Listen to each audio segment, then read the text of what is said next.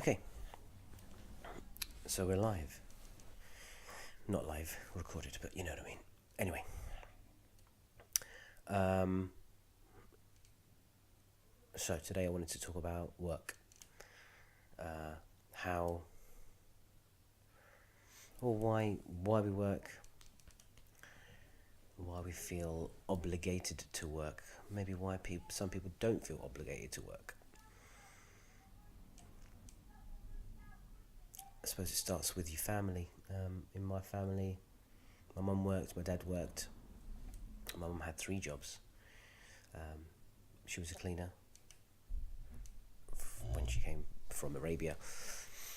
She went to college for a bit, and then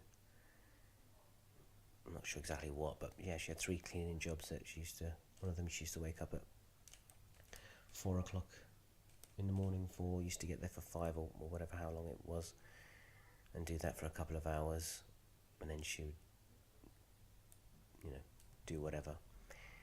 And then another job in a school, I think from like 4 till some another time, and then another job after that for a little bit.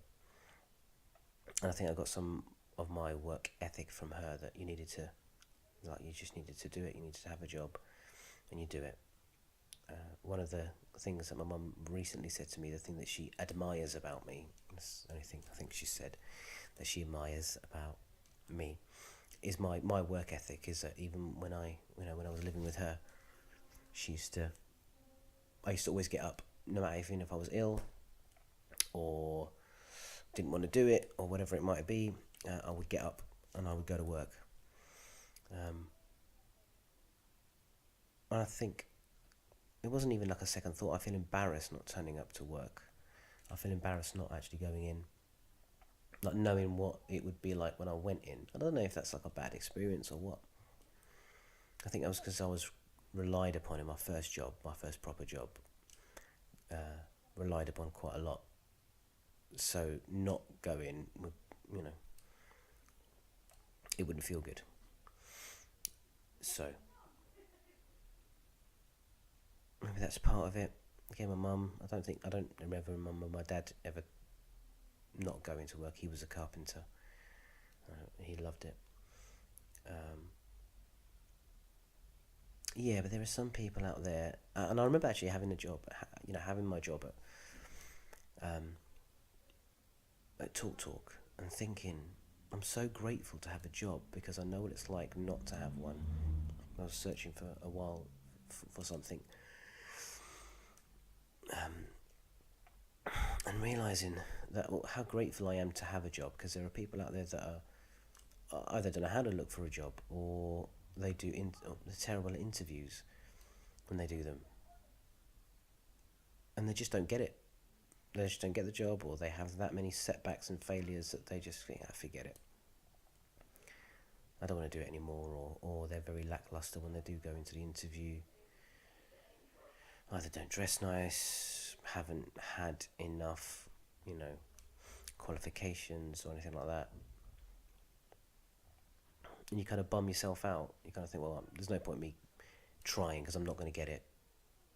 And that obviously doesn't help. And there's been stuff that I've gone for that I've gone, I'm probably not going to get this, but, we'll do it for practice. Same thing, I think. I wasn't going to get it, And the only interviews that I did that I definitely thought I would get it, I got.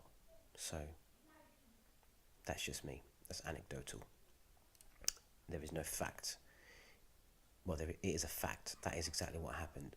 But that is not a factual term for everyone. The older I'm getting, I can see how people. I remember being at work and thinking there were people around me who were very cynical and thinking, "Oh, this job's rubbish." And I would always imagine, you're so lucky to have this job. There's people out there that can't. Why are you being so ungrateful? And it's because you're in it. It's the same thing as most people don't even think about shoes and how uncomfortable it would be to just walk around everywhere in bare feet. It would be very uncomfortable. We don't even think about it. We just do it. We don't even. We should put them on. That's it. And we have different shoes for different weathers, different shoes for different occasions. I'm quite fortunate in that way. And I suppose when you've got a job and it kind of feels secure, then you take it for granted. Do we take shoes for granted? I suppose it's different, isn't it?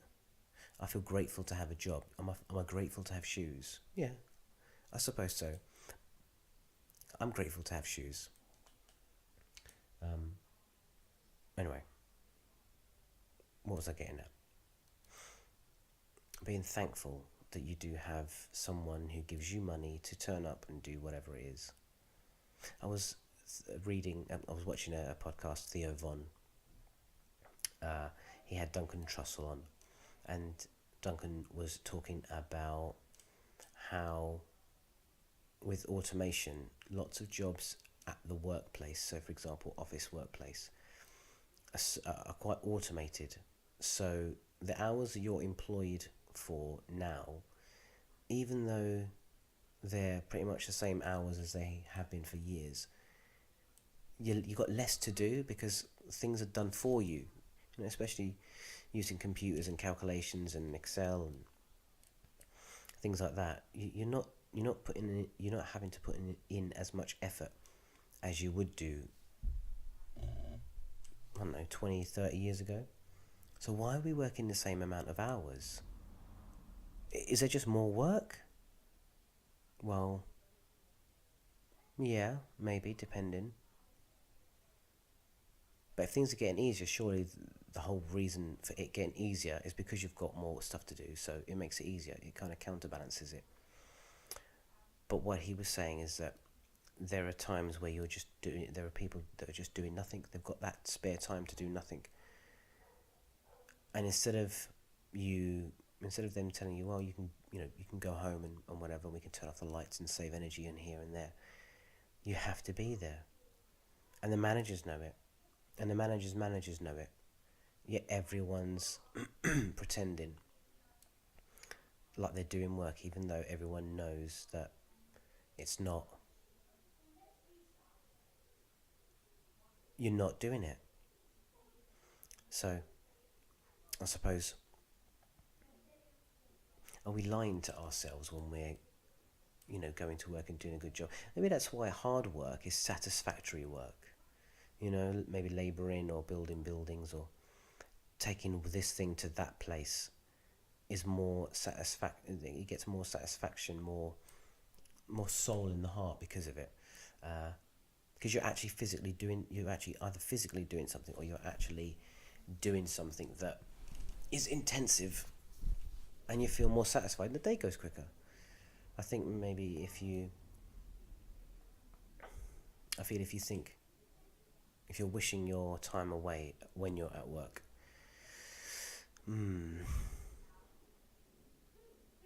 you're not putting that much effort in. And to get into that lull is horrible. To get into that lull is, where you're just sitting there, clock watching, waiting for the day to be over. That's a bad way to be, and especially if you're doing it every single day, all the time.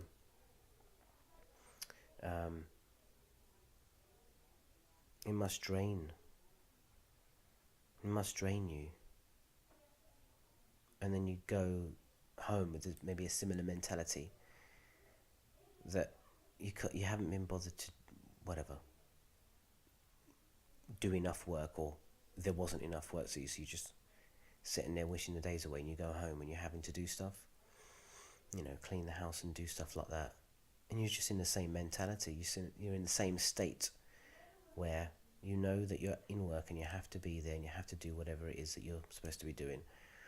When you come home, you know that the dishes have to be done and the house needs to be cleaned, and you're in that same mentality.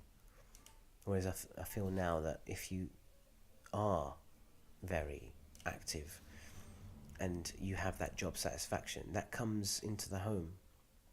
And I suppose with everything, with whatever, your kids, your family, your relationship, your friends, that has an adverse effect on it, where if you're spending a majority of your waking day somewhere where you're just wishing things away, how is that going to stop? And when you get anywhere else,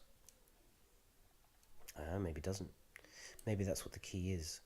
You find something that you do for the majority of the day that will motivate you for the rest of the day, or the rest of the week, or the rest of your life. Find something that triggers you into being better than, when you're not being proactive. And that's hard to do, especially if you've got limited choices